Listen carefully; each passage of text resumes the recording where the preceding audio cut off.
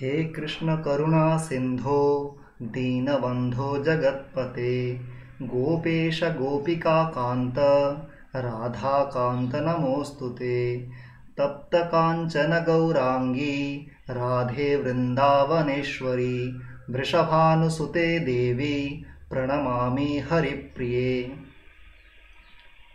আমাদের আজকের আলোচ্য বিষয় হলো পৌরোহিত্য কর্মে ব্যাকরণের প্রাসঙ্গিকতা। এখানে ব্যাকরণ বলতে আমরা সংস্কৃত ব্যাকরণকে বুঝব। সংস্কৃত ব্যাকরণের মধ্যেও পাণিনীয় ব্যাকরণ। আমরা জানি ঐন্দ্র, চান্দ্র প্রভৃতি নানা সংস্কৃত ব্যাকরণ আছে, তা সত্ত্বেও আমরা আজকে পাণিনীয় ব্যাকরণ নিয়েই আলোচনা করব। আমরা এটা জানি যে পাণিনীয় ব্যাকরণের আধার হলো শিবসূত্র। তাই আমরা প্রথমে ভগবান শিবকে নমস্কার করব। নমঃ শিবায় শান্তায় কারণত্রয় হেতবে নিবেদয়ামি চাত্মানম গতিস্ত্বম পরমেশ্বর। এই পাণিনীয় ব্যাকরণের তিন স্তম্ভ হলেন তিনজন মুনি, পাণিনি, কাত্যায়ন এবং পতঞ্জলি। তাই তাদের বন্দনাও অবশ্য কর্তব্য। বাক্যকারম বররুচিম ভাষ্যকারম পতঞ্জলিম পাণিনিম সূত্রকারঞ্চ প্রণতোস্মি মুনিত্রয়ম।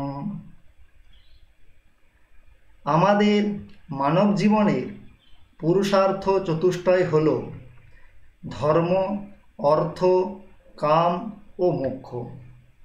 এই পুরুষার্থ চতুষ্টয়ের মধ্যে সর্বপ্রথম হলো ধর্ম, আর সেই ধর্মের আধার হলো বেদ। তাই বলা হয়েছে মনুস্মৃতিতে বেদোখিল ধর্মমূলম। মহর্ষি মনু সমস্ত ধর্মের, সমগ্র ধর্মের আধার বলেছেন বেদকে। তাই বেদের সম্যক জ্ঞান অবশ্য থাকতে হবে যদি আমাদের ধর্মের জ্ঞান প্রয়োজন হয়। তাই ধর্মের জ্ঞানের জন্য বেদের জ্ঞান অপরিহার্য। আর এই বেদের যথার্থ তত্ত্বের অববোধের জন্য আমাদেরকে বেদের যে 6টি অঙ্গ আছে তারও পরিচয় আমাদের থাকতে হবে, তাদেরও জ্ঞান আমাদের অবশ্যই থাকতে হবে। বেদের 6টি অঙ্গ হল শিক্ষা, কল্প, ব্যাকরণ, নিরুক্ত, ছন্দ এবং জ্যোতিষ। এই 6টি অঙ্গের মধ্যে মুখ্য অঙ্গ হলো ব্যাকরণ। তাই তার জ্ঞান অত্যন্ত আবশ্যক। তাই ব্যাকরণ আমাদের অবশ্য পাঠ্য। তার কারণ ব্যাকরণ পরিচয়ের মাধ্যমে আমাদের বেদের সঙ্গে পরিচয় হবে, বেদের পরিচয়ের মাধ্যমে আমাদের ধর্মের যথার্থ স্বরূপ আমাদের কাছে উদ্ঘাটিত হবে। এই গেল ধর্মের তাত্ত্বিক দিক। ধর্মের প্রায়োগিক দিক যদি আমরা অবলম্বন করি তাহলে আমরা জানি এই ধর্ম বলতে আমরা আচার অনুষ্ঠানকে বুঝি।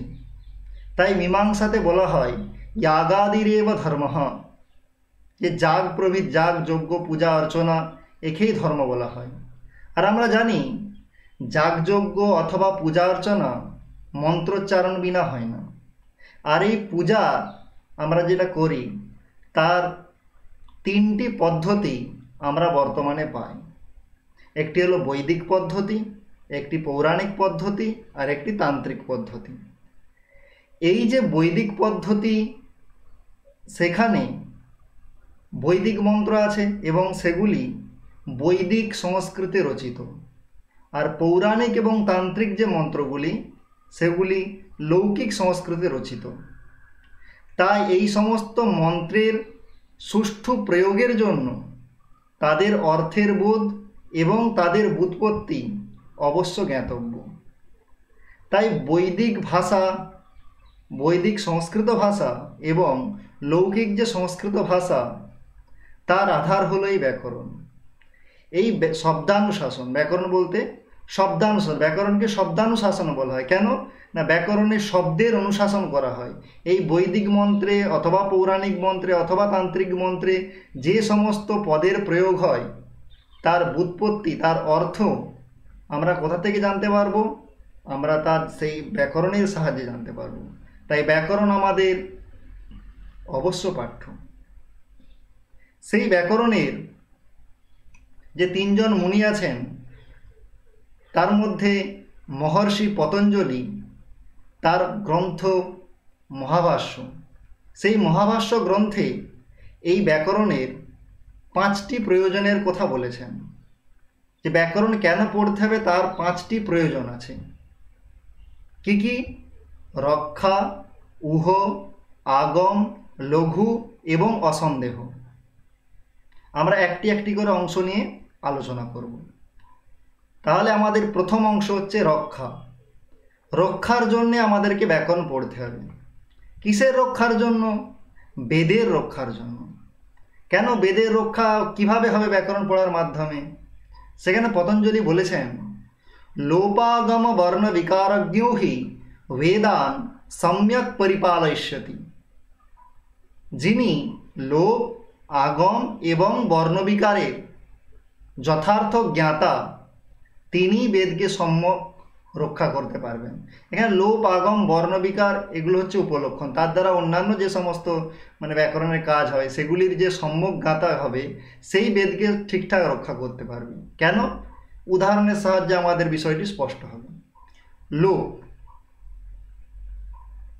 আমাদের লৌকিক যে সংস্কৃত আছে সেখানে দুহ ধাতুর লং লকারে অদুহত প্রয়োগ হয়। দুহ ধাতুর লং লকারের প্রথম পুরুষের বহুবচনে অদুহত রূপ হয়। সেই জায়গাতে বেদে অদুহ্র এই রকম প্রয়োগ হয়। তাহলে আমরা যারা লৌকিক সংস্কৃত অল্প বিস্তর জানি, তাহলে আমরা জানি লং লকারে প্রথম পুরুষের বহুবচনে অদুহত রূপ হয়। কিন্তু যখন আমরা বৈদিক মন্ত্র দেখব সেখানে আমরা দেখব অদুহ্র এই ধরনের প্রয়োগ আছে। তাহলে অদুহত হওয়া উচিত ছিল, অদুহ্র এটা অশুদ্ধ প্রয়োগ। কারা মনে করবেন? যারা অবৈয়াকরণ, যারা ব্যাকরণ জানেন না। কিন্তু যারা ব্যাকরণ জানেন তাদের ক্ষেত্রে বা তাদের কাছে কিন্তু এটা অশুদ্ধ প্রয়োগ নয়। কারণ তারা জানেন যে একটি সূত্র আছে, লোপস্ত আত্মনেপদেষু, লোপস্ত আত্মনেপদেষু, অর্থাৎ ছন্দে বেদে অদুহতা, এই যে এখানে অত যে প্রত্যয় আছে তার তকারের লোপ হয়ে যায়। তাহলে অদুহতা ছিল, তার ত চলে গেল, আমাদের কি পড়ে রইল? অদুহ পড়ে রইল। সেই অবস্থাতে একটি সূত্র আছে বহুলম ছন্দসি। এই সূত্রের দ্বারা রুটের আগম হয়, রয়ের আগম হয়। তাহলে অদু র অ মিলিয়ে দিলে হয়ে যায় অদুহ্র। তার যে অদুহ্র প্রয়োগেরও যা অর্থ, অদুহ্র এই যে পদটি তারও যা অর্থ, অদুহতা এইটিরও তাই অর্থ।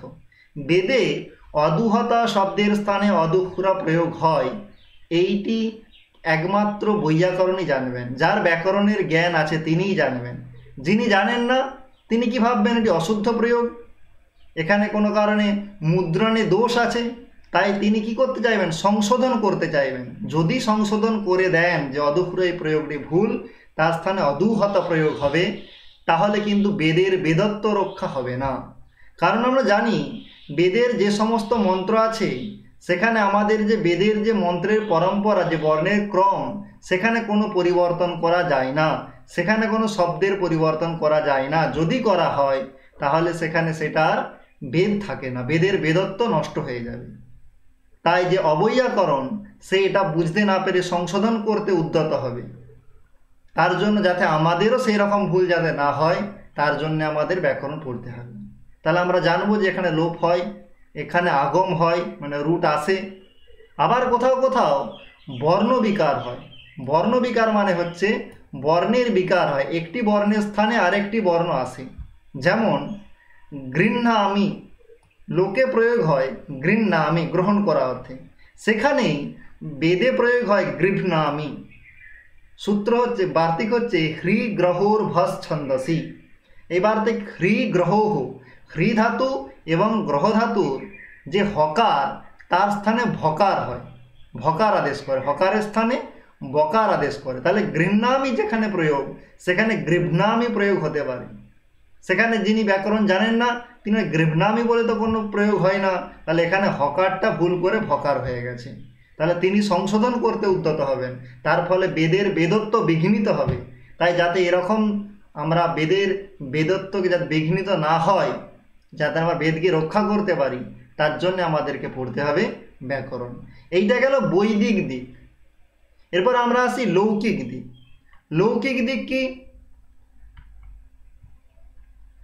একটি মন্ত্র আছে, রূপম দেহি যশো দেহি ভাগ্যম ভগবতী দেহি মে পুত্রান দেহি ধনম দেহি সর্বান কামাংশ্চ দেহি মে। এখানে দেবীর কাছে প্রার্থনা করা হচ্ছে যে আমাকে রূপ যশ ভাগ্য আমাকে দিন। সেখানে আরেকটি কথা বলা হচ্ছে পুত্রান দেহি।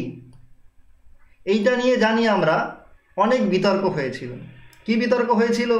যে পুত্রান দেহি, এখানে দেবীর কাছে পুত্রের প্রার্থনা করা হচ্ছে, কন্যার প্রার্থনা করা হচ্ছে না। তাহলে এটি মহিলাদের বিরুদ্ধে হচ্ছে। তাহলে এখানে পুত্র নয়, তার বদলে সন্তান শব্দের প্রয়োগ করতে হবে। সেই সন্তান শব্দ পুত্র এবং কন্যা উভয়কেই বোঝাবে, তাই এখানে কোনো সমস্যা হবে না। তাই পুত্রান শব্দের জায়গায় সন্তানান শব্দের প্রয়োগ করতে হবে। এই যে পুত্রান শব্দের স্থানে সন্তানান প্রয়োগ যে করতে হবে, এই যে চিন্তাভাবনা, এই চিন্তাভাবনাটা আসছে কোথা থেকে? এই চিন্তাভাবনা আসছে ব্যাকরণের জ্ঞানের অভাব থেকে। আমি যদি পুত্রান শব্দের জায়গায় সন্তানান শব্দ যদি সেখানে দিই, তাহলে আমার ছন্দভঙ্গ হবে। 2 নম্বর, মন্ত্রের মন্ত্রত্ব বিঘ্নিত হবে। তাই আমি যাতে মন্ত্রকে ঠিকঠাকভাবে রক্ষা করতে পারি, তার জন্য আমার ব্যাকরণের প্রয়োজন। কেন ব্যাকরণ জ্ঞানের অভাবে আমার এখানে এরকম ভুল হচ্ছে? তার কারণ হচ্ছে এই যে পুত্রান দেহি, এই যে জায়গাটি, এখানে পুত্রান শব্দের অর্থ শুধু পুত্র নয়, পুত্র এবং কন্যা উভয়কেই বোঝায়। কারণ পাণিনি একটি সূত্র করেছেন, মহর্ষি পাণিনি সূত্র করেছেন ভ্রাতৃপুত্র স্বস্ত্রী দুহিতৃভ্যাম, অর্থাৎ ভাতৃ শব্দ এবং স্বস্ত্রী শব্দ আর পুত্র শব্দ এবং দুহিতৃ শব্দ, তাদের মধ্যে যদি দ্বন্দ্ব সমাস হয়, সেখানে কি হবে? একশেষ হবে। সেখানে কি হবে? একশেষ। তাহলে একশেষ যদি হয়, তাহলে আমরা জানি একশেষ কথা অর্থ হচ্ছে একটাই শেষ থাকবে, মানে একটাই অবশিষ্ট থাকবে। যেমন ভ্রাতা চ স্বসা চ, ভ্রাতা মানে ভাই, স্বসা মানে ভগিনী। তাহলে ভ্রাতা চ স্বসা চ ভ্রাতারৌ। তাহলে এই যে ভ্রাতারৌ বলা হচ্ছে, তাহলে ভ্রাতারৌ মানে সবসময় কিন্তু 2 ভাই এই অর্থ বোঝায় না, ভাই এবং বোনকেও বোঝায়। ঠিক সেরকম পুত্রশ্চ দুহিতা চ পুত্রৌ, পুত্রশ্চ দুহিতা চ পুত্রৌ মানে পুত্র এবং কন্যা, তার যে একশেষ করার ফলে আমাদের কি হলো? পুত্রৌ এই যে হলো। তাহলে সেখানে আমার কি হলো? সেখানে আমার যে পুত্র শব্দটি আছে, সে শুধু পুত্রকে বোঝায় না, তার সঙ্গে সঙ্গে সে দুহিতাকেও বোঝায়, কন্যাকেও বোঝায়। সেরকম পুত্রাশ্চ দুহিতারশ্চ, তার একশেষ করলে কি দাঁড়িয়ে যাবে? পুত্রান। তাহলে এই যে পুত্রান দেহি, এখানে আমার যে আক্ষেপ হচ্ছে যে পুত্রান এই যে প্রয়োগ, এই প্রয়োগ ঠিক নয়, কারণ এর দ্বারা শুধু পুত্রকেই চাওয়া হচ্ছে, কন্যাকে চাওয়া হচ্ছে না। এই যে আক্ষেপ, তার ফলে আমরা যে মন্ত্রের যে পদের পরিবর্তন করতে চলেছি, মন্ত্রের মন্ত্রত্ব বিঘ্নিত করতে চলেছি, এটা ঠিক নয়। এটার কারণ কি? এটার কারণ হচ্ছে আমাদের ব্যাকরণ জ্ঞানের অভাব। আমরা এই রকম অন্যান্য জায়গাতেও এই রকম পরিবর্তন করতে যাতে উদ্যত না হই, তার জন্য আমাদেরকে পড়তে হবে ব্যাকরণ। তাহলে আমাদের ব্যাকরণ পড়ার প্রথম প্রয়োজন হলো রক্ষা, আমরা যাতে বেদের বেদত্ব রক্ষা করতে পারি, মন্ত্রের মন্ত্রত্ব যাতে রক্ষা করতে পারি, তার জন্য আমাদেরকে পড়তে হবে ব্যাকরণ। আমাদের ব্যাকরণ পাঠের দ্বিতীয় প্রয়োজন হলো উহ। উহ কথার জন্য, উহ কথার অর্থ এখানে উহ বলতে অপেক্ষিত পরিবর্তন। যেখানে আমার যেমন পরিবর্তন দরকার, সেখানে সেই রকম পরিবর্তন যাতে আমি করতে সক্ষম হই। প্রথমে আমি বৈদিক উদাহরণ দেখব, তারপরে লৌকিক উদাহরণে যাব। বৈদিক উদাহরণ কি? বৈদিক উদাহরণে বৈদিক যাগযজ্ঞে 2 ধরনের যাগ হয়, একটি হচ্ছে প্রকৃতি যাগ এবং অপরটি হচ্ছে বিকৃত যাগ। তাহলে প্রকৃতি যাগ আর বিকৃতি যাগ, এদের মধ্যে পার্থক্য কি? প্রকৃতি যাগ তাকেই বলে যেখানে দ্রব্য, দেবতা এবং ইতিকর্তব্যতা, ইতিকর্তব্যতা বলতে কিভাবে যজ্ঞটা সম্পাদন হবে তার নির্দেশ যে জাগে থাকে তাকে প্রকৃতি জাগ বলে। এবং বিকৃতি জাগে সেখানে একটি কথাই মানে তার বিকৃতি জাগ কি সেটি বলা থাকে, কিন্তু কিভাবে করতে হবে তার ইতিকর্তব্যতা কেমন হবে সেখানে একটিই ন্যায় প্রবর্তিত হয়, প্রকৃতিবৎ বিকৃতি কর্তব্যা। প্রকৃতি জাগের যে ইতিকর্তব্যতা মানে যেভাবে প্রকৃতি জাগ সম্পাদন করা হয় বিকৃতি জাগও ঠিক সেইভাবেই সম্পাদন করতে হবে, এটি হচ্ছে নির্দেশ। যেমন আমাদের একটি জাগ হচ্ছে দশ পৌর্ণমাস জাগ। সেই দশ পৌর্ণমাস জাগে যখন অগ্নির উদ্দেশ্যে জাগ করা হয় তাকে বলে আগ্নেয় জাগ। এই আগ্নেয় জাগের বিকৃতি জাগ হচ্ছে সৌর্য জাগ। আগ্নেয় জাগে অগ্নির উদ্দেশ্যে কি করা হয়, আহুতি দেওয়া হয়। তাহলে সেখানে মন্ত্র হচ্ছে অগ্নয়ে ত্বা জুষ্টম নির্বপামি, অগ্নয়ে ত্বা জুষ্টম নির্বপামি। সৌর্য জাগে তাহলে কিভাবে নিবেদন হবে, তাহলে সেখানে আহুতি দেওয়ার সময় কি মন্ত্র পড়তে হবে সে কথা কিন্তু কোথাও উল্লেখ নেই। তাহলে আমাকে কিন্তু এইখানে মন্ত্র আমাকে সেইভাবে প্রকৃতি জাগের মতো আমাকে কিন্তু বিকৃতি জাগেও আমাকে কিন্তু মন্ত্রের নির্মাণ করতে হবে। তাহলে সেখানে কিভাবে করব, আমি যদি ব্যাকরণ না জানি আমি তাহলে কি করব, তাকে অনুকরণ করে করব। তাহলে ওখানে ছিল অগ্নয়ে ত্বা জুষ্টম নির্বপামি, তাহলে আমি করে দেবো সূর্যায়ে ত্বা জুষ্টম নির্বপামি, সূর্যায়ে। তাহলে আমি সূর্যায়ে করে দেবো, কারণ কি আমার ব্যাকরণের জ্ঞান নেই। কিন্তু যদি আমি ব্যাকরণের দৃষ্টি থেকে ভাবি তাহলে অগ্নয়ে হচ্ছে অগ্নি শব্দের চতুর্থীর এক বচনে আমার রূপ হয় অগ্নয়ে, তাই এখানে অগ্নয়ে রূপটি হয়েছে। কিন্তু সূর্যায়ে এইরকম রূপ কিন্তু হবে না, তার কারণ সূর্য হলো অকারান্ত শব্দ, তাই তার রূপ হবে সূর্যায়। তাই সেখানে আমার কি ধরনের মন্ত্র হবে, সূর্যায় ত্বা জুষ্টম নির্বপামি। তাই আমি যাতে সূর্যায়ে ত্বা জুষ্টম নির্বপামি এরকম প্রয়োগ যাতে না করি, কিন্তু সূর্যায় ত্বা জুষ্টম নির্বপামি এরকম প্রয়োগই যাতে করি, তার জন্য আমার কিন্তু ব্যাকরণ জ্ঞানের অপেক্ষা আছে। তাহলে যেখানে যেখানে আমাকে প্রকৃতি জাগকে অনুসরণ করে বিকৃতি জাগকে সম্পাদন করতে হবে সেখানে যে সমস্ত বিভক্তি বচন এবং লিঙ্গের পরিবর্তন করতে হবে সেই সমস্ত পরিবর্তন একজন বৈয়াকরণই করতে পারেন। তার কারণ কি, তার শব্দের জ্ঞান আছে, তার পদের ব্যুৎপত্তি জ্ঞান আছে, তাই তিনি সেটি সহজেই করতে পারেন। যার নেই তিনি করতে পারবেন না, করলেও সেটি দুষ্ট হবে। আর যদি দুষ্ট হয় তাহলে আমাদের যে ইষ্ট লাভ, আমাদের যে ইষ্ট সিদ্ধি, আমরা যাগযজ্ঞ যে উদ্দেশ্যে করছি সেই উদ্দেশ্য আমাদের সিদ্ধি হবে না। তাই আমরা যাতে যথাযথ পরিবর্তন করতে পারি তার জন্যও আমাদের ব্যাকরণের অধ্যয়ন অবশ্য কর্তব্য। এইটি গেল বৈদিক যাগের ক্ষেত্রে। আমি যদি এখন লৌকিকে আসি, লৌকিকের ক্ষেত্রেও আমাদেরকে পরিবর্তন করতে হয়। আমরা যখন পূজা অর্চনা করি সেখানে আমাদেরকে অবশ্যই সংকল্প করতে হয়। সেখানে সংকল্প মন্ত্র আমাদের কি আছে, বিষ্ণুরোম তৎসদদ্য আশ্বিনে মাসি শুক্লপক্ষে ষষ্ঠ্যাম তিথৌ। তাহলে আমাদের এইভাবে চলতে থাকে। এই যখন আমাদের তিথির আগে যে ষষ্ঠ্যাম তিথৌ আছে, এখানে যদি তিথি ষষ্ঠী হয় সেখানে আমার হবে ষষ্ঠ্যাম। কিন্তু যদি কোনো কারণে আমাকে দ্বিতীয়া তিথিতে করতে হয় তাহলে আমি সেখানে কি করব, সেখানে আমি দ্বিতীয়ায়াম তিথৌ, তৃতীয়ায়াম তিথৌ, চতুর্থ্যাম তিথৌ, পঞ্চম্যাম তিথৌ। এই যে অপেক্ষিত পরিবর্তন, ষষ্ঠ্যাম নবম্যাম, দ্বিতীয়ার ক্ষেত্রে কি দ্বিতীয়ায়াম এইরকম নয় কি দ্বিতীয়ায়াম, ওখানে কিন্তু জফল আকার হবে না। তাহলে এই যে পরিবর্তনগুলো, এই পরিবর্তনগুলো কে করতে পারবে, একজন বৈয়াকরণ করতে পারবেন। তাহলে একজন বৈয়াকরণ তিনি সুষ্ঠু পূজা অর্চনা সম্পাদন করতে পারবেন। যদি ব্যাকরণের জ্ঞান না থাকে তাহলে আমার কিন্তু এই সমস্ত স্থলে আমার কিন্তু ভুল হয়ে যাওয়ার একটা সম্ভাবনা থাকবে।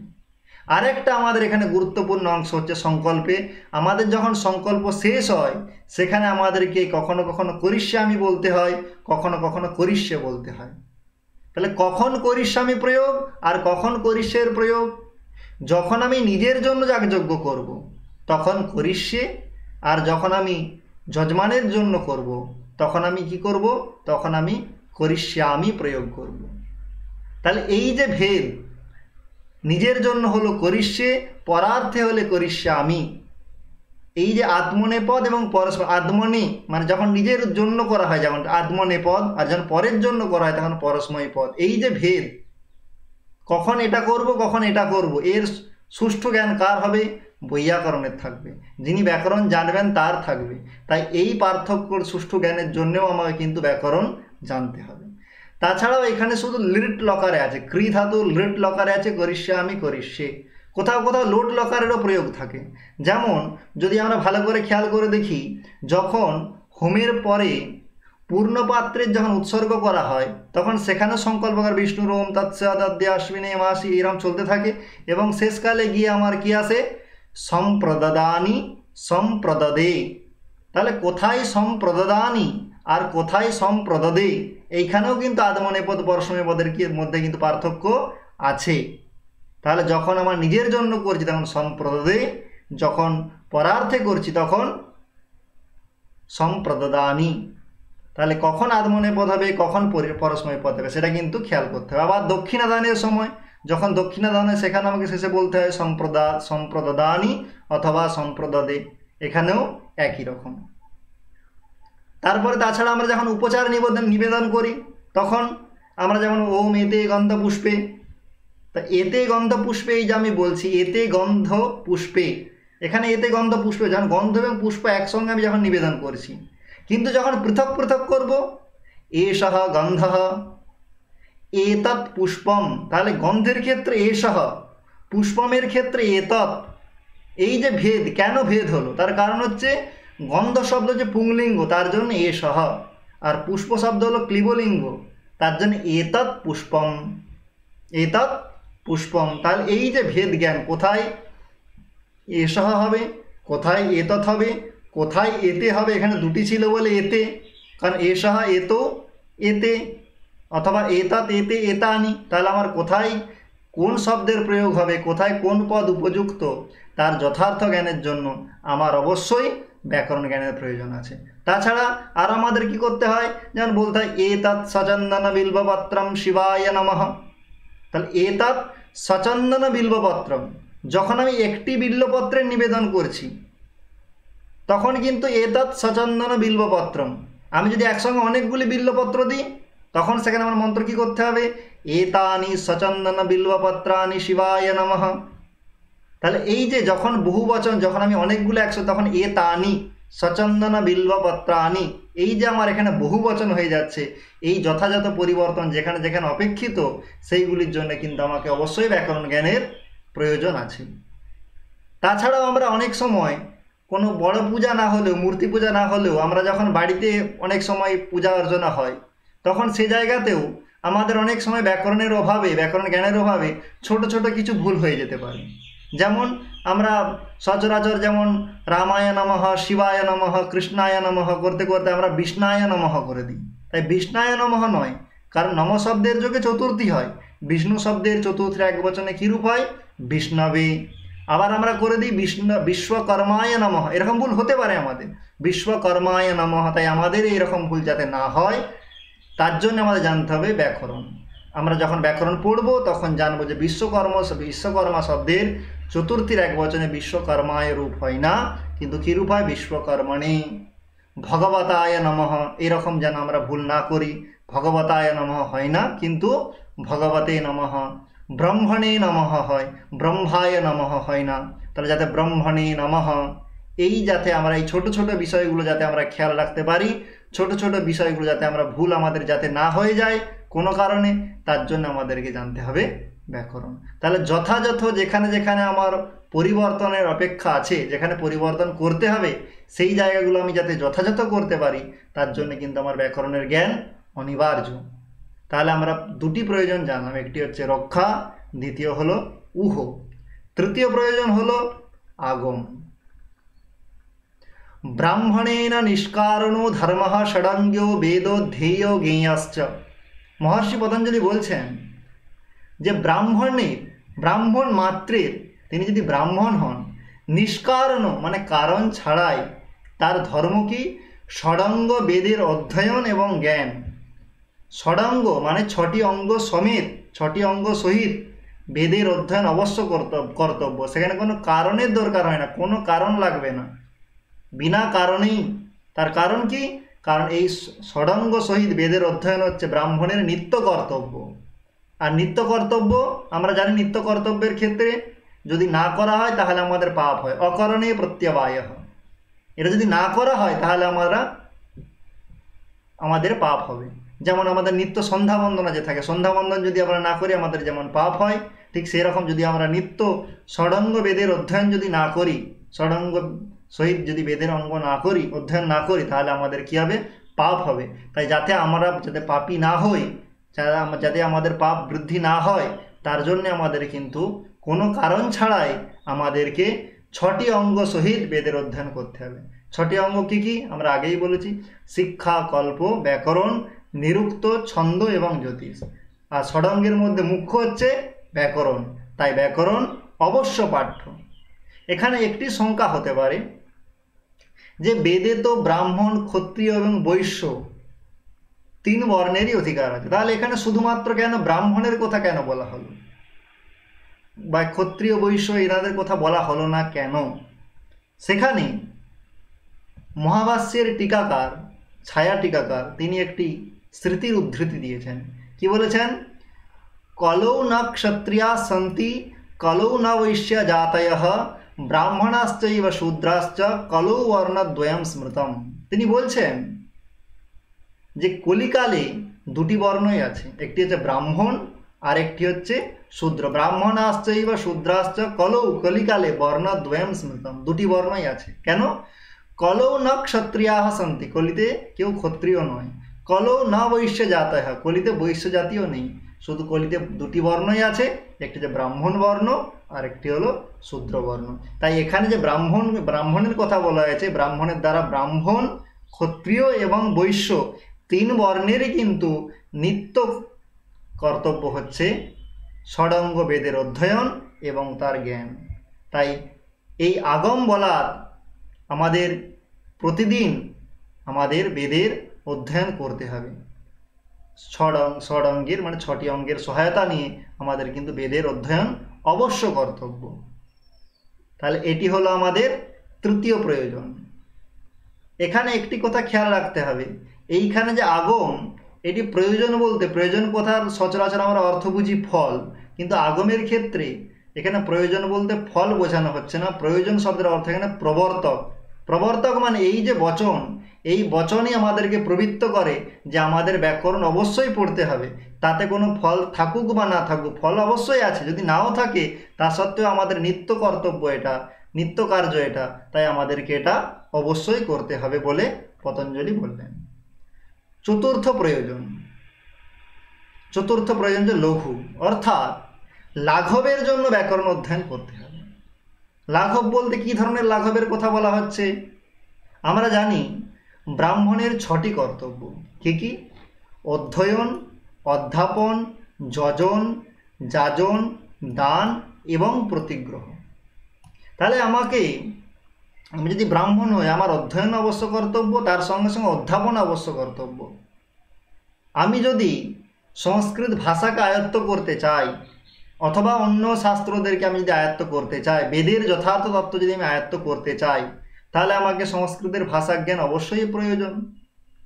আর সেই ভাষা জ্ঞান আমার তখনই তাড়াতাড়ি হবে যখন আমার ব্যাকরণের জ্ঞান থাকবে। ব্যাকরণের জ্ঞান ছাড়া আমার ভাষা জ্ঞান কিন্তু আমার ঝটিতি হবে না, তাড়াতাড়ি হবে না। তার কারণ ব্যাকরণ আমাদেরকে ছোট ছোট রাস্তা শেখায়। কিভাবে? যেমন আমাদেরকে ব্যাকরণ নিয়ম শিখিয়ে দেয়, অয়ের সঙ্গে অয়ের যোগ করলে আ হয়। সন্ধি শেখাল, অয়ের সঙ্গে অযোগ করলে আ হয়, অয়ের সঙ্গে ই যোগ করলে এ হয়। তাহলে অয়ের সঙ্গে অ একবার বলে দিলে, এবার জগতে যেখানে যেখানে অয়ের পরে অ পাবো, আমি সেখানে সেখানে কিন্তু আ করে দেব। যেখানে অয়ের পরে ই পাবো সেখানে কিন্তু আমি এ করে দেবো। যেখানে অয়ের পরে রি পাবো সেখানে আমি অর করে দেবো। সপ্ত ঋষি, সপ্তর্ষি, মহাঋষি, মহর্ষি।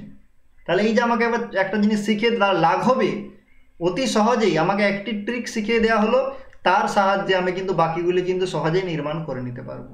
আমি যখন রাম শব্দ জেনে যাব, অকারান্ত শব্দ রাম শব্দ, তার যখন প্রক্রিয়া আমি জেনে যাব, তখন বাদবাকি জগতের যত অকারান্ত পুংলিঙ্গ শব্দ আছে তার প্রক্রিয়াও কিন্তু আমি সহজেই বুঝে যাব। তাই আমি লাঘবে আমি কি শিখতে পারবো? আমি ভাষা শিখতে পারবো, আমার ব্যুৎপত্তি অর্জন করতে পারবো। তাহলে যাতে আমার অল্প সময়ের মধ্যে যাতে আমি শাস্ত্রে ব্যুৎপত্তি অর্জন করতে পারি, তার জন্য আমার কিন্তু ব্যাকরণ অবশ্যই পঠনীয়। এবং আগেকার দিন আরেকটা ব্যাপার ছিল, এখনও আছে, আমরা জানি অনেকেই আমরা অধ্যাপনের সঙ্গে যুক্ত। আমরা একটা বিষয়কে যখন প্রতিপাদন করব, সেটা আমি যত অল্প সময়ের মধ্যে খুব ভালোভাবে করতে পারবো, সেটাই হলো দক্ষতা। আর আমি যদি একটা ছোট বিষয়কে প্রতিপাদন করার জন্য অনেক সময় নিই, তাহলে আমার কিন্তু সেটা দক্ষতা নয়। তাহলে আমি দক্ষ অধ্যাপক হব। অধ্যাপন আমার বৃত্তি, অধ্যাপন আমার কর্তব্য। 6টি কর্তব্যের মধ্যে আমার অন্যতম কর্তব্য হচ্ছে অধ্যাপন। সেই অধ্যাপন যদি আমাকে করতে হয়, যাতে আমি লঘু উপায়ে করতে পারি, তার ফলেই আমার কি হবে, আমার শিষ্যের সংখ্যা বৃদ্ধি হবে। কারণ যে গুরু বা যে আচার্য ভালো পড়াতে পারেন, তার কাছেই শিষ্যের সংখ্যা বৃদ্ধি হয়। তাহলে আমারও শিষ্যের সংখ্যা বৃদ্ধি হবে, তার জন্য আমাকে ব্যাকরণ পড়তে হবে। আমি যদি ভাষা জ্ঞানটা যদি আমার ভালো থাকে, আমার যদি ভাষার উপরে দখল থাকে, তাহলে আমি যজন এবং যাজন, সেক্ষেত্রেও আমি কি হব, বলবান হব। কারণ যজন যাজনে আমার ভুল হবে না, আমার ভুল কমে যাবে। তার ফলে কি হবে, তাহলে আমি একজন ভালো যাজক হব। তাহলে তার জন্য আমায় কিন্তু কি জানতে হবে, ব্যাকরণ জানা। তার লাঘবে যাতে আমি জানতে পারি, তাই লাঘবও কিন্তু ব্যাকরণের অন্যতম প্রয়োজন। পঞ্চম প্রয়োজন হচ্ছে অসন্দেহ। সেখানে উদাহরণ দেওয়া হচ্ছে, বৈদিক উদাহরণ, স্থূল পৃষতিম অগ্নিবারুণীম অনডবাহিম আলভেত। অসন্দেহের জন্য ব্যাকরণ পড়তে হবে, যাতে আমার সন্দেহ না হয়, তার জন্য ব্যাকরণ অবশ্য পাঠ্য। কেন, এখানে কি সন্দেহ? এখানে অগ্নি এবং বরুণ দেবতার উদ্দেশ্যে গাভী আলম্বনের নির্দেশ দেওয়া হয়েছে। কি ধরনের গাভী, তার একটি বিশেষণ দেওয়া হয়েছে, স্থূল পৃষতিম। তার বিশেষণ হচ্ছে স্থূল পৃষতিম। এই যে স্থূল পৃষতি শব্দটি আছে, এর দুটি অর্থ হতে পারে।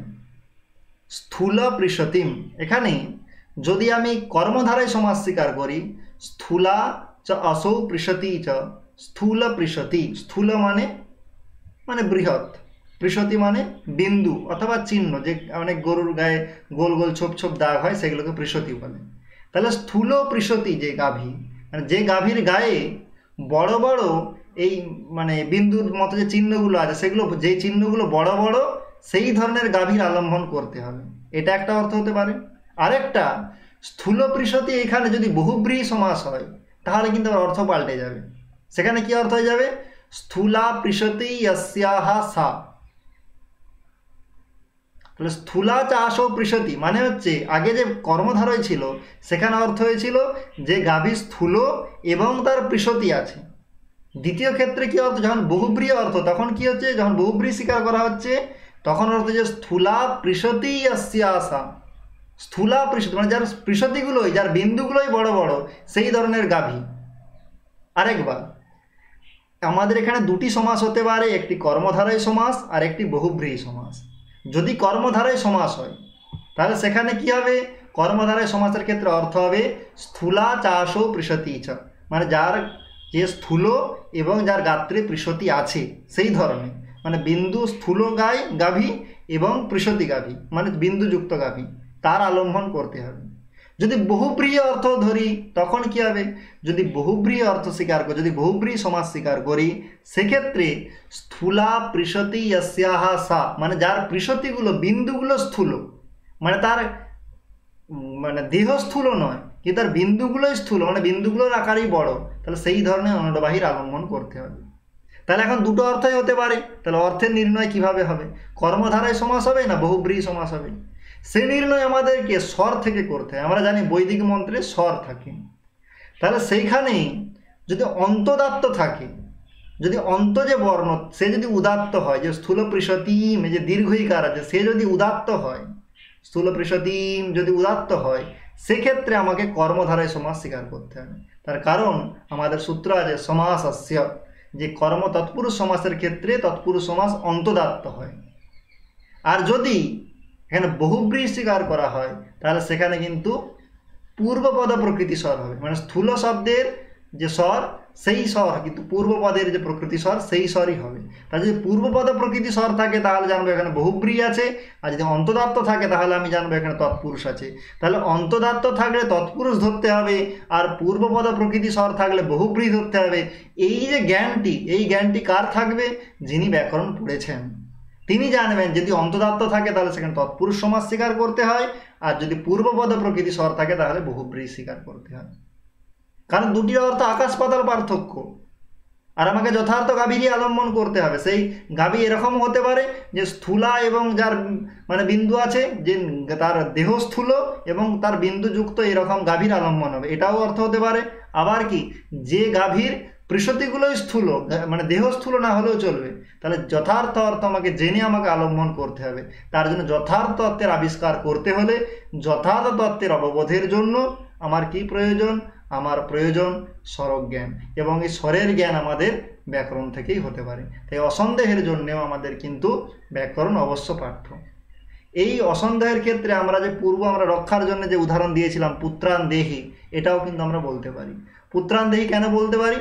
পুত্রান দেহি তার কারণ এখানে আমাদের অনেক সময় আমরা হয়তো মানে পুত্রানের বদলে সন্তানান এটা করতে হয়তো উদ্যত হব না, কিন্তু আমাদের সন্দেহ হতে পারে যে এখানে পুত্রান বললো, পুত্রকেই কেন বললো, কন্যাকে কেন বললো না।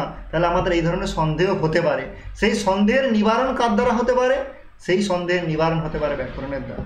যখন আমি ব্যাকরণ জানবো তখন আমি জানবো না এই পুত্রান দেহি, এই যে পুত্রান শব্দ আছে এখানে এক শেষ আছে, তাই এখানে পুত্রান শব্দটি পুত্রকেও বোঝায় এবং কন্যাকেও বোঝায়। তাই এখানে সন্দেহ করার কোনো অবসর নেই। তাই যাতে আমি অসন্দিগ্ধ হতে পারি তার জন্য আমাকে পড়তে হবে ব্যাকরণ। তাহলে আমরা 5টি প্রয়োজন পড়লাম, তার মধ্যে 4টি প্রয়োজন অর্থাৎ ফল, ব্যাকরণ পড়ার ফল, আর একটি প্রয়োজন হলো প্রয়োজক, মানে যেটি আমাদেরকে প্রেরিত করছে, যে ব্রাহ্মণ মাত্রের ষড়ঙ্গ বেদের অধ্যয়ন অবশ্য কর্তব্য। এটি আমরা পতঞ্জলি যে 5টি প্রয়োজন বলেছেন তার আলোকে আমরা দেখলাম। এই 5টি প্রয়োজন ছাড়াও আমাদের আরও 13টি গৌণ প্রয়োজন বলেছেন পতঞ্জলি, কিন্তু এখানে আমরা সেখানে যাব না।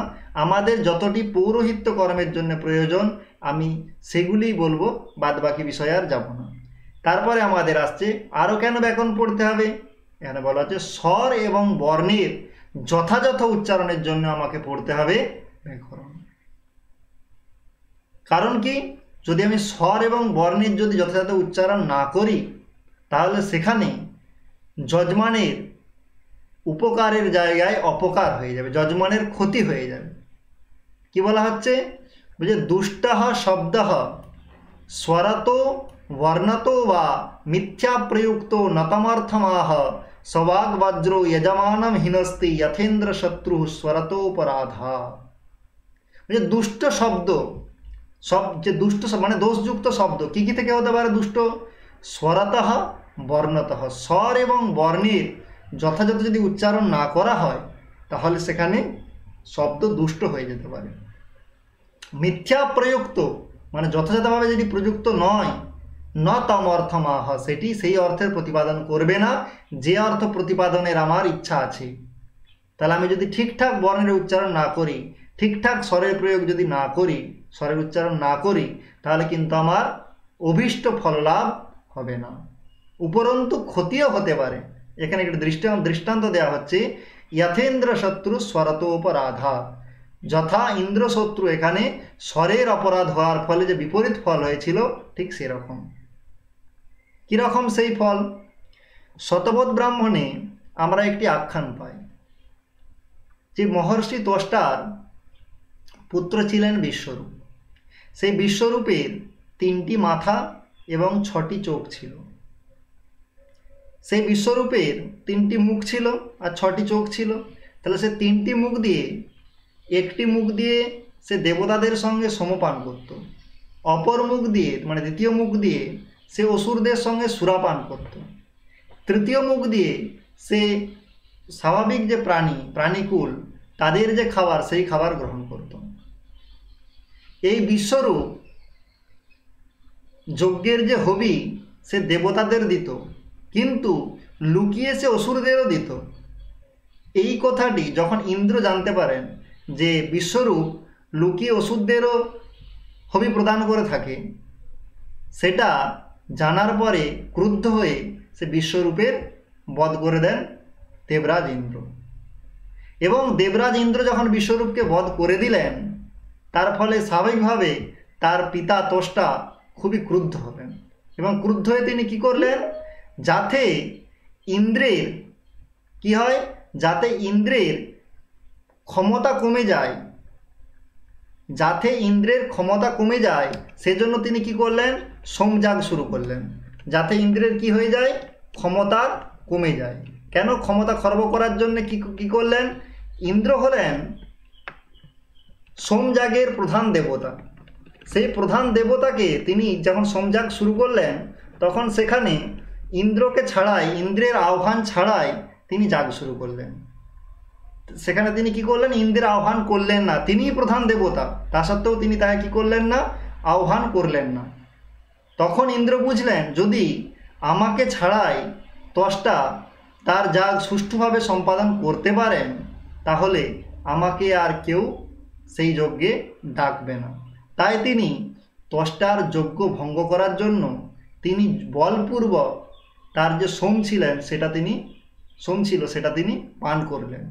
এবং তখন সেই দেখে ত্বষ্টা খুবই ক্রুদ্ধ হলেন এবং ইন্দ্রের বধের জন্য তিনি অবশিষ্ট যে সোম ছিল, ইন্দ্রের পানের পরে যে হোম অবশিষ্ট ছিল, যে হবি, সেই সোমরস দিয়ে, অবশিষ্ট সোমরস দিয়ে তিনি কি করলেন? আহুতি দিলেন এবং বললেন, ইন্দ্রশত্রুর বর্ধস্ব, ইন্দ্রশত্রুর বর্ধস্ব, এই মন্ত্র উচ্চারণ করে তিনি যজ্ঞে কি করলেন? আহুতি দিলেন। এবং সেই আহুতিতে ইন্দ্রশত্রুর বর্ধস্ব তিনি মন্ত্র উচ্চারণ করলেন। তার উদ্দেশ্য কি ছিল? ইন্দ্রশত্রুর বৃদ্ধি হোক, মানে ইন্দ্রের যিনি শত্রু তার বৃদ্ধি হোক। তাহলে এই অর্থ প্রতিপাদন করতে গেলে তাহলে ইন্দ্রের যিনি শত্রু তার বৃদ্ধি হোক, এরকম বলতে হবে। তার মানে ইন্দ্রস্য শত্রু, এখানে শত্রু শব্দের অর্থ আমাদের যেরকম আমরা শত্রু বুঝি সেই শত্রু কথা বলা হচ্ছে না, কিন্তু শত্রু বলতে ঘাতক। তার মানে ইন্দ্রের যে ঘাতক তার বৃদ্ধি হোক, এই অর্থ প্রতিপাদন করার ইচ্ছা। তাহলে ইন্দ্রের ঘাতক এইরকম অর্থ প্রতিপাদন করতে গেলে সেখানে ষষ্ঠী তৎপুরুষ দরকার, অর্থাৎ ইন্দ্রস্য শত্রু বর্ধস, মানে ইন্দ্রের যে ঘাতক সে বৃদ্ধিপ্রাপ্ত হোক। কিন্তু যদি সেখানে বহুব্রীহি সমাস হয়ে যায়, ইন্দ্রঃ শত্রু যাস্য সহ, মানে ইন্দ্র ঘাতক যার, তার বৃদ্ধি হোক, মানে ইন্দ্র যাকে মারবে বা হত্যা করবে তার বৃদ্ধি হোক, এইরকম যদি অর্থ হয়ে যায় তাহলে কিন্তু বিপরীত অর্থ হয়ে যাবে। তাহলে সেখানে আমি কি করে বুঝবো তাহলে আমাকে যে আমি ইন্দ্রের শত্রু বা ইন্দ্রের যে ঘাতক তার যাতে বৃদ্ধি হয়, তার জন্য আমাকে কি করতে হবে? যাতে তৎপুরুষ হয় তার ব্যবস্থা করতে হবে, যাতে বহুব্রীহি না হয় তার জন্য ব্যবস্থা করতে হবে। তাহলে তৎপুরুষ কখন হয়? আমরা আগে বলেছিলাম, যদি অন্তদাত্ত করা হয় তাহলে সমাস আসছে এই সূত্রের দ্বারা, সেখানে কি হয়? সমাস আসছে সূত্রের দ্বারা অন্তদাত্ত হয়, তখনই তৎপুরুষ সমাস হবে, যদি অন্তদাত্ত স্বর দিয়ে যদি উচ্চারণ করা হয়। কিন্তু ত্বষ্টা ক্রোধবশত সেখানে অন্তদাত্ত না করে তিনি পূর্বপদ প্রকৃতিস্বর করে দিলেন। মানে ইন্দ্রশত্রু যে পদটি আছে সেখানে যে হস্যইকার আছে, সেই আদি হস্যইকার তিনি কি করলেন? উদাত্ত করে দিলেন। অন্তদাত্ত না করে আদি উদাত্ত করে, তার ফল কি হলো? তার ফল হয়ে গেল সেখানে তৎপুরুষ সমাস না হয়ে বহুব্রীহি সমাস হয়ে গেল। আর যখনই বহুব্রীহি সমাস হয়ে গেল তখনই অর্থটা পাল্টে গেল। তার ফলে ইন্দ্রের যে ঘাতক তার বৃদ্ধি হলো না, কিন্তু ইন্দ্র যার ঘাতক তার বৃদ্ধি হয়ে গেল। তার ফলে ত্বষ্টা যাকে হত্যা করার জন্য যার সৃষ্টি করলেন, বৃত্তের সৃষ্টি, সেই বৃত্ত ইন্দ্রকে হত্যা করতে পারলেন না, কিন্তু ইন্দ্রই তার হত্যা করে দিলেন। কারণ কি? সেখানে ভুল কার ছিল? ত্বষ্টার ছিল। তিনি যে স্বর উচ্চারণ করার কথা ছিল সেই স্বর উচ্চারণ না করে বিপরীত স্বরের উচ্চারণ করেছিলেন, অন্তদাত্ত না করে তিনি আদ্যদাত্ত করে দিয়েছিলেন। তাই সেখানে তার ইষ্টফল লাভ হয়নি। তার ফলে তার কি হলো? ইন্দ্রই বৃত্তকে হত্যা করে দিলেন। আমরাও যাতে যে ফলের উদ্দেশ্যে করছি সেই ফলেরই যাতে আমাদের প্রাপ্তি হয়, বিপরীত ফলের যাতে প্রাপ্তি না হয়, তার জন্য আমাদেরকে যথাযথ স্বরের উচ্চারণ করতে হবে। এবং সেই স্বরের উচ্চারণ অথবা স্বরের জ্ঞান আমি কোথা থেকে পাবো? আমি এই ব্যাকরণ থেকে পাবো। তাই আমায় কি পড়তে হবে? ব্যাকরণ পড়তে হবে। শতপথ ব্রাহ্মণের যে আমি উক্তিটি আছে সেটা এখানে আমি কোট করেছি।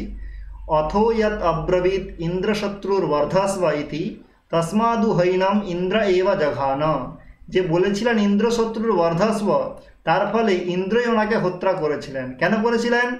অথ ইয়দ্ধ শস্বদবক্ষ্যৎ ইন্দ্রস্য শত্রুর বর্ধস্ব, যদি উনি বলতেন ইন্দ্রস্য শত্রু, মানে ইন্দ্রের যে শত্রু ঘাতক তার বৃদ্ধি হোক, তাহলে স ইন্দ্রমেব অহনিষ্যৎ, তাহলে ইন্দ্রকেই হত্যা করত। কিন্তু সেইটা না বলে কি হয়ে গিয়েছিল? সেখানে সেখানে হয়ে গিয়েছিল বহুব্রীহি, তার ফলে মানে আদ্যুদাত্ত হয়ে গিয়েছিল, আর আদ্যুদাত্তের ফলে বহুব্রীহি হয়ে গিয়েছিল। তার ফলে ইন্দ্র যার শত্রু না হয়ে, মানে ইন্দ্রের শত্রু না হয়ে ইন্দ্র যার শত্রু, এরকম অর্থ হয়ে গিয়েছিল। তার ফলে ইন্দ্রই কি করেছিল, বৃত্তকে হত্যা করে দিয়েছিল। বৃত্ত ইন্দ্রকে হত্যা করতে পারে না।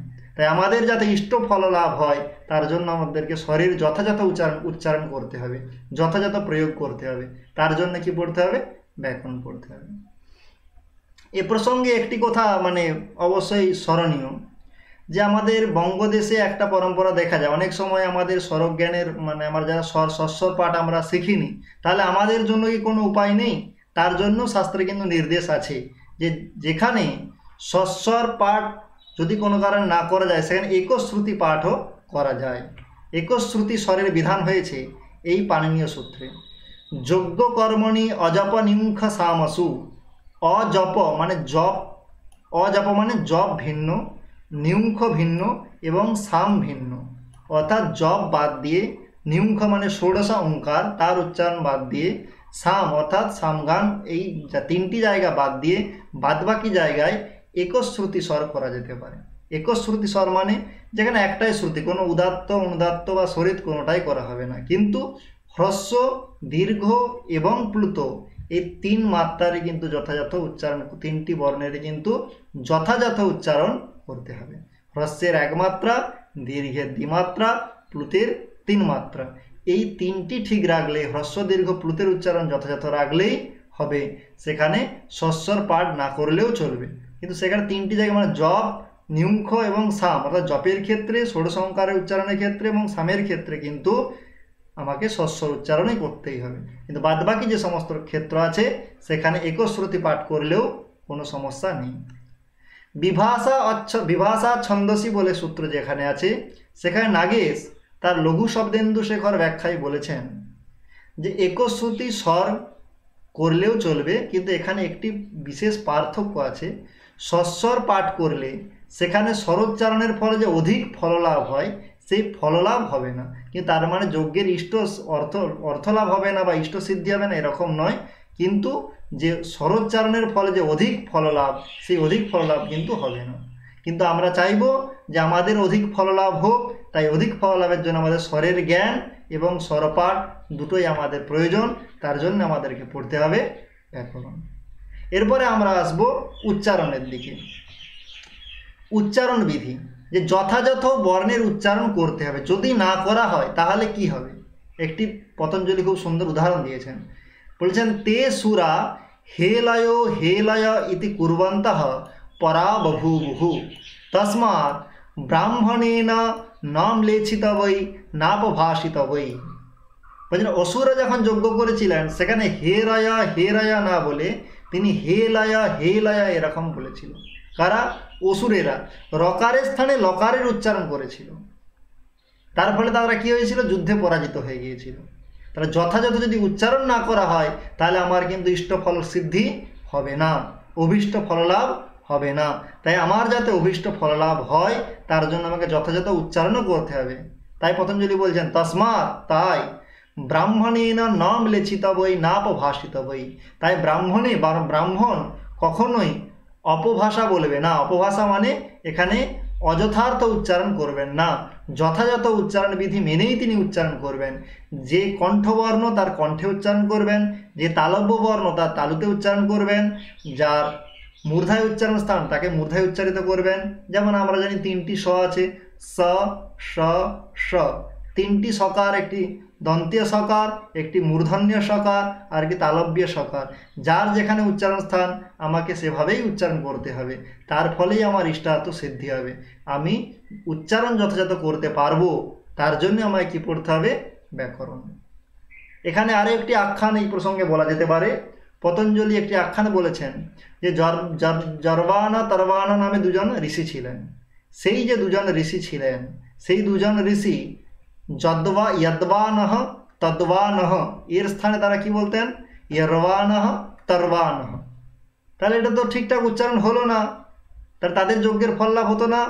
বলতো হ্যাঁ, তাদের যজ্ঞের ফল লাভ হতো। তার কারণ তারা যখন বার্তালাপ করতো, কথাবার্তা বলতো, সেখানে তারা উচ্চারণ ভুল করতো, কিন্তু যখন যজ্ঞকর্ম সেখানে তারা কোনো ভুল করতো না, তাই তাদের কোনো যজ্ঞের ফললাভের ক্ষেত্রে কোনো বাধা বিপত্তি হতো না। তাই আমরাও যাগযজ্ঞে অথবা পূজা অর্চনার সময় যথার্থ উচ্চারণ করব, যে বর্ণে যেখানে উচ্চারণ হওয়ার কথা সেখানেই উচ্চারণ করব। তার জন্য আমরা পড়ব ব্যাকরণ। ব্যাকরণের অঙ্গভূতই হচ্ছে পাণিনীয় শিক্ষা। আমরা জানি উচ্চারণ শিক্ষা সচরাচর শিক্ষাশাস্ত্র থেকে হয়, পাণিনীয় শিক্ষাতেও কিন্তু উচ্চারণ নিয়ে অনেক বিধান দেওয়া আছে। সেখানে বিভিন্ন গ্রন্থের পাঠ কেমন করে করবে, উত্তম পাঠক কাকে বলা হবে, কাকে অধম পাঠক বলা হবে, সেই সমস্ত নিরূপণ করা আছে আমাদের পাণিনীয় শিক্ষাতে। তার অধ্যয়নও আমরা করব, এই বলে আমরা এখানেই শেষ করব।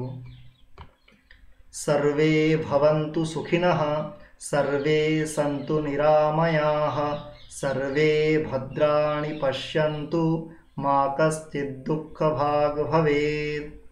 धन्यवाद।